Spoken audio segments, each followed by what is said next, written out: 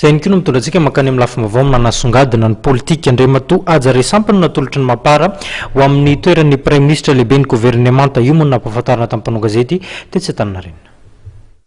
Tao aorian'ny fivoriana izay notanterahan'ny Bureau National ny vovonana miaraka amin'ny président Andry Rajoelina ny Mapara dia tapaka fa i Aja André Resampy no anarana atolotra izy ireo ho Premier Ministre. Mahafaly anay ny maneho anareo ny fanapakevitray dia nanolotra Andriamatoa Aja André Resampy fatao lehibe gouvernement.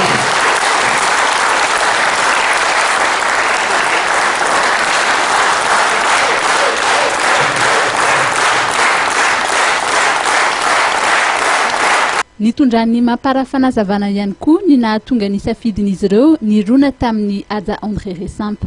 Inona nahatonga ny zany fanolorana zany voalohany amin'ny lalàna dia mbola mahavisa aminareo fa nandihy fahaefatra amin'ny dimampolo amin'ny lalàna dia mametaka tsara fa ny antoko na vondrona toko nahazo sanisa be indrindra tamin'ny fividiana sy mba mamoroka no manampahefana hanao izany. Andriamatoa Aja André Resampy dia niara-nasa ela tamin'ny finoana Repoblika ankehitriny fakafantatsy zareo aminay mahamoramora kokoa ny asa ny fanambiana azy satria olona tsy vaovao amin'ny finoana Repoblika ankehitriny Andriamatoa Aja André Resampy.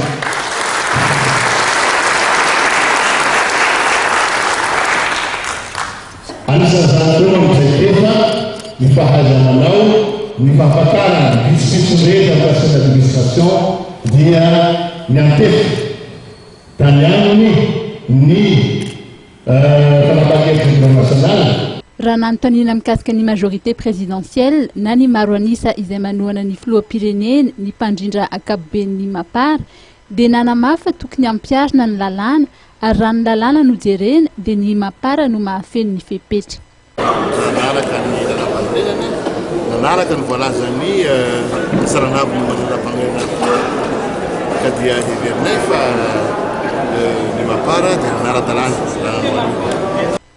Tsy naneho ny heviny kosa i Aja André Resampy fa miandry ny décret fanendrena ny Premier Ministre vao mitafa amin'ny mpampalala vaovao.